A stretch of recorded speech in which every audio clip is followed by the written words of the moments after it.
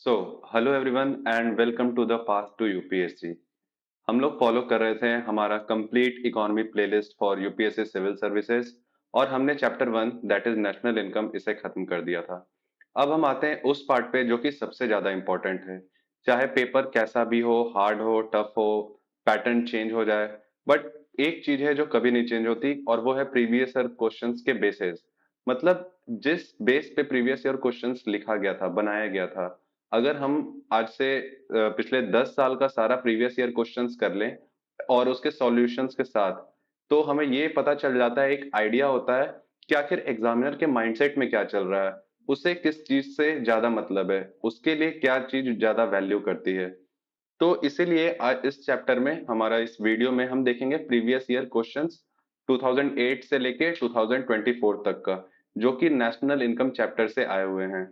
साथ ही साथ हम इसके सॉल्यूशंस और एनालिसिस को भी देखेंगे, क्योंकि बहुत बार ऐसा होता है कि क्वेश्चन डायरेक्टली नहीं रिपीट करता है, बल्कि अगर उसी क्वेश्चन के जो चार ऑप्शंस होते हैं उनसे एक नया क्वेश्चन आ जाता है।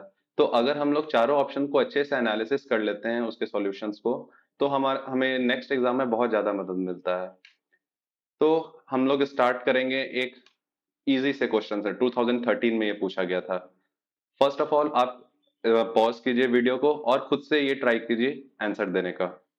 The question is, the national income of a country for a given period is equal to the, and the options are: first, total value of goods and services produced by the nationals; B, sum of total consumption and investment expenditure; C, sum of personal income of all individuals; and D, money value of final goods and services produced. So, I hope कि आपने pause करके इसका answer दे दिया होगा। Now come to the answer. और ये बहुत ही इजी क्वेश्चन था। सी, इसीलिए कहता हूं मैं कि नेशनल इनकम और इकोनॉमी हार्ड नहीं है अगर हम लोग कॉन्सेप्ट पढ़ेंगे तो। हमने पूरे चैप्टर में ये देखा कि पूरे हमारा जो फर्स्ट क्लास था उसमें ही हमने ये बात डिस्कस की थी, जिस तरीके से हमारा एक पर्सनल इनकम होता है, पूरे नेशन का इनकम क्या होता है, जो उसके फाइनल गुड्स एंड सर्विसेज को हम लोग ऐड करते हैं, दैट इज आवर जीडीपी। तो हमसे पूछा है नेशनल इनकम हमारे कंट्री का क्या है। तो नेशनल इनकम हमारे कंट्री का क्या है? The money value of final goods and services produced in our country. So ये 2013 के यूपीएससी प्रीलिम्स का क्वेश्चन था। तो सी, अगर आपके बेसिस क्लियर हैं, अगर आपके कॉन्सेप्ट क्लियर हैं, तो आपको आंसर करने में ज्यादा हार्ड नहीं लगेगा। तो ये तो खैर एक इजी सा क्वेश्चन था। Let's move on to some harder question. So next question ये 2015 के प्रीलिम्स में आया हुआ था। With reference to Indian economy, consider the following statements. First, the rate of growth of real gross domestic product has steadily increased in the last decade. And second, the gross domestic product at market prices has steadily increased in the last decade.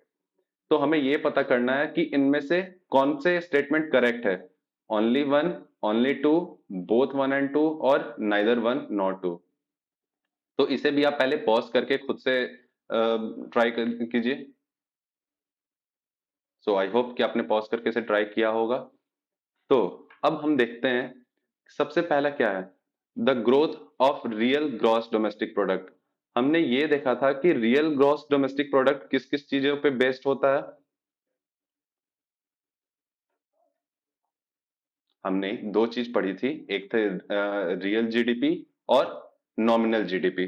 तो हमने ये देखा था कि real GDP एक base year के साथ start होता है, हमने एक बेस ईयर से इन्फ्लेशन को ऐड करते हैं।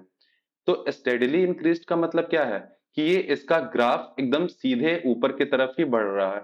ये अगर हम बात करें व्हाट इज स्टेडीली इंक्रीज्ड, तो स्टेडीली इंक्रीज्ड का मतलब है कि ये हमारा ग्राफ सीधे ऐसे जा रहा है स्टेडीली। बट आपको क्या ऐसा लगता है कि रियल जीडीपी हमारा इस तरीके से जा रहा होगा पिछले 10 साल में? The answer is no. क्योंकि हमने ये पढ़ा था कि ये इन्फ्लेशन पे बेस्ड होता है, और पिछले 10 साल में कुछ ना कुछ तो ऐसे साल आए होंगे जहां पे इकोनॉमी गिरी होगी, वहां पे इकोनॉमी में कुछ ना कुछ आपको रिसेशन पीरियड आया होगा, ग्लोबल इकोनॉमिक आउटलुक हुआ होगा। तो इससे क्या होगा कि आपका रियल जीडीपी, ये कॉमन सेंस वाला भी बात था कि ये स्टेडली इंक्रीज हमारा रियल नहीं कर सकता है। क्यों? क्योंकि रियल हमारा हमारा रियल बेस्ड होता है इन्फ्लेशन पे और बेस रेट पे। तो अब हम आते हैं अपने सेकंड वाले स्टेटमेंट पे। हमारा सेकंड स्टेटमेंट क्या था? The GDP at market prices has steadily increased in the last decade. क्या हमारा जीडीपी मार्केट प्राइस पे ये स्टेडीली इंक्रीज किया है लास्ट डिकेड में? तो मार्केट प्राइसेस हमने पढ़ा था, ये क्या होता है? टैक्सेस ऐड होते हैं और सब्सिडीज माइनस होती हैं। तो इसमें भी अगर हमको एग्जैक्ट डेटा याद नहीं भी है, तो हम सिर्फ अपने कॉन्सेप्ट से इसको आंसर कर सकते हैं कि हाँ, क्योंकि सरकार हमेशा टैक्स बढ़ाते जाती है, हर एक साल, हर एक 2 साल पे टैक्सेस कभी ऐसे कम नहीं होते हैं। तो जाहिर सा बात है, मार्केट प्राइसेस पे जो हमारा जीडीपी होगा, वो लास्ट डिकेड में तो वो बढ़ा ही होगा। और ये क्वेश्चन है 2015 का। तो क्योंकि अगर अभी हम देखें तो 2020 में जो कोविड आया था, उसके हिसाब से देखा जाए तो ये नहीं होगा आंसर। बट ये 2015 के अनुसार देखा जाए तो हाँ, लास्ट 10 साल में कुछ ऐसा नहीं हुआ था जिसके कारण जीडीपी मार्केट प्राइसेस पे कम हो। हमारा आंसर क्या होगा? B, two only. So see, this is how you answer the economy questions in prelims. क्योंकि यहाँ पे ऐसा नहीं होता है, क्वेश्चन बहुत ज्यादा हार्ड होता है और आपको ये याद करके रखना होगा। अगर आप थोड़ा सा भी कॉमन सेंस लगाते हैं तो आप इसे आंसर कर सकते हैं। अब इस वीडियो में हाँ, एक बात और बताना चाहता हूँ कि कुछ ऐसे टॉपिक्स थे जिन्हें कि हमारे चैप्टर्स में कवर नहीं किया गया था, मैंने उसे छोड़ दिया था जस्ट बिकॉज कि जब हम पीवाईक्यू करेंगे तो उसे पीवाईक्यू क्वेश्चंस के साथ समझेंगे। उसी में एक ये है, a decrease in tax to GDP ratio of a country indicates which of the following?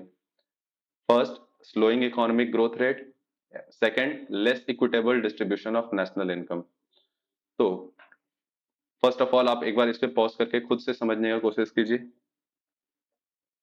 Okay, तो टैक्स टू जीडीपी रेशियो आखिर होता क्या है? टैक्स टू जीडीपी रेशियो ये होता है कि हमें जितना टैक्स दे रहे हैं, उस टैक्स से हमारा जीडीपी में क्या आउटपुट हो रहा है। That is, the tax to GDP ratio is a ratio of nation's tax revenue relative to its gross domestic product. तो फॉर एग्जाम्पल अगर इंडिया का हम मान लेते हैं टैक्स टू जीडीपी रेशियो 20% है, इसका मतलब इंडिया के टोटल जीडीपी का जो 20% हिस्सा है वो टैक्स से आता है। So you getting my point कि जितना भी हमारा जीडीपी है, अगर मान लीजिए हमारा जीडीपी है $10 ट्रिलियन, फॉर नेम सेक सिर्फ ये मान लेते हैं कि $10 ट्रिलियन का हमारा इकोनॉमी है। तो और हमारा अगर टैक्स टू जीडीपी रेशियो 20% है, तो 10 ट्रिलियन का 20% कितना होगा? 2 ट्रिलियन। तो इसका मतलब हमें टैक्स से मिल रहा है $2 ट्रिलियन, बाकी सारा हम लोग प्रोड्यूस कर रहे हैं, बाकी अलग अलग सेक्टर से आ रहा है। तो अगर किसी किसी भी कंट्री के टैक्स टू जीडीपी रेशियो में डिक्रीज आएगा, तो इसका मतलब हमारा क्या है कि हमारा economic growth rate slow down कर रहा है, क्योंकि टैक्सेस कम आ रहे हैं। टैक्सेस कम कब आते हैं? जब हमारा इकोनॉमिक ग्रोथ कम हो। जाहिर सा बात है कि अगर इकोनॉमिक ग्रोथ ज्यादा होगा तो हम टैक्सेस भी ज्यादा ले पाएंगे। तो फर्स्ट तो हम देख लिए, फर्स्ट हमारा सही है। ओके, क्यों? क्योंकि economic slowdown results in lower rates of growth where unemployment usually rises. तो जहां अगर स्लोअर इकोनॉमिक ग्रोथ होगा तो नौकरियां कम होंगी, अनएम्प्लॉयमेंट ज्यादा होगा, और अगर अनएम्प्लॉयमेंट ज्यादा होगा तो हमारे पास टैक्स नहीं आएगा गवर्नमेंट को। तो स्टेटमेंट वन तो करेक्ट है। सेकंड आता है equitable distribution of national income. Equitable distribution का मतलब क्या है? कि हमारा जो नेशनल इनकम है वो इक्वल इक्वल हर एक सेक्टर्स में, हर एक पार्ट ऑफ सोसाइटी में इक्वली डिस्ट्रीब्यूट हो रहा है। तो equitable distribution of national income and resource allocation, ये जनरली डिपेंड करता है कि हमारे कंट्री का प्लानिंग कैसा है, इकोनॉमिक प्लानिंग कैसी है, कि हम जो खर्चे कर रहे हैं वो हेल्थ पे, एजुकेशन पे, ह्यूमन कैपिटल को बढ़ाने में कर रहे हैं या नहीं। तो इसका टैक्स टू जीडीपी रेशियो से कोई लेना देना नहीं है। तो हम लोग देख सकते हैं कि सेकंड ऑप्शन तो चला गया। तो हमारा सही आंसर क्या है? A, that is one only. कि टैक्स टू जीडीपी रेशियो हमें क्या दिखाती है? Slowing economic growth rate. Okay, now moving on to the next question. और ये सारे हम रियल क्वेश्चंस हैं यूपीएससी प्रीलिम्स के, 2015 का ये क्वेश्चन था। सो वी कैन सी ये नेशनल इनकम से और इकोनॉमी से कितने आसान डुएबल क्वेश्चंस आते हैं। सी, ये है 2018 का क्वेश्चन और ये बहुत ही इजी क्वेश्चन है। और ये है माइक्रो इकोनॉमी में, सिंस मैंने बोला था कि माइक्रो इकोनॉमी जल्दी पूछी नहीं जाती है, बट ये बहुत ही इजी क्वेश्चन था, ये एक लो हैंगिंग फ्रूट था आप सभी के लिए। तो इसके लिए एक छोटा सा टॉपिक है अपॉर्चुनिटी कॉस्ट, ये क्या होता है पहले हम ये जान लेंगे। तो opportunity cost represents the benefit an individual investor और business misses out while choosing one alternative over another. Opportunity cost मतलब होता है हमें जो अपॉर्चुनिटी मिली थी और उससे हमने जो गवा दिया, तो उसमें हमने जो गवाया उसके कॉस्ट को हम लोग बोलते हैं opportunity cost. For an example, अगर आप एक किसी एक एमएनसी में काम करते हैं और आपको अभी सैलरी मिल रही है 1 लाख पर मंथ, और नेक्स्ट आपको कहीं से एक सेकंड ऑफर आया जहां पे आपको मिल रहा था 90,000 पर मंथ। तो जिस ऑप्शन को आपने छोड़ा, that is second best option, जिसे आपने छोड़ दिया, वो ही हो जाती है आपकी अपॉर्चुनिटी कॉस्ट। मतलब आपके लिए आपने 1 लाख वाली नौकरी चूज की और 90,000 वाली जो आपकी अपॉर्चुनिटी थी आपने उसे जाने दिया, तो आपकी अपॉर्चुनिटी कॉस्ट क्या हो जाएगी? 90,000। क्यों? क्योंकि वो अपॉर्चुनिटी थी बट आपने उसे छोड़ा क्योंकि वो सेकंड बेस्ट ऑप्शन था। ये एक छोटा सा टॉपिक है माइक्रो इकोनॉमिक्स का, इसे हम बोलते हैं अपॉर्चुनिटी कॉस्ट। तो हमारा क्वेश्चन क्या बोल रहा है? If a commodity is provided free to the public by the government, then कि अगर कोई commodity, let suppose health services free पहुंचाई जाती है पब्लिक को, तो उसमें अपॉर्चुनिटी कॉस्ट क्या होगा? तो एक तो है कि अपॉर्चुनिटी कॉस्ट जीरो होगा। सेकंड, अपॉर्चुनिटी कॉस्ट को हम लोग इग्नोर कर देंगे। Third, opportunity cost is transferred from the consumer of the product to the tax paying public. और D, the opportunity cost is transferred from the consumer of the product to the government. तो ये opportunity cost किसका था? तो जाहिर सा बात है इसे वो लोग यूज कर रहे हैं जो कि normal consumer of the economy है, हमारे बाकी सारे सिटीजन्स हमारे कंट्री के। बट इस पैसे को दे कौन रहा है? Tax paying public. तो टैक्स पेइंग पब्लिक का पैसा लग रहा है, तो वे ये अपॉर्चुनिटी कॉस्ट किसके लिए है? टैक्स पेइंग पब्लिक के लिए। तो हमारा इसमें ऑप्शन क्या होगा? सी। In case a commodity is provided free to the public by the government, then the consumer's opportunity cost of choosing a specific product in place of other available option is passed over from the commodity receiver to the taxpayer। जाहिर सा बात है कि वो जो उसको देना था कॉस्ट, हेल्थ सर्विसेज के लिए जो उसको पैसे देने थे, उसके जगह वो ट्रांसफर हो जा रहा है किस पे? टैक्स पेयर पे।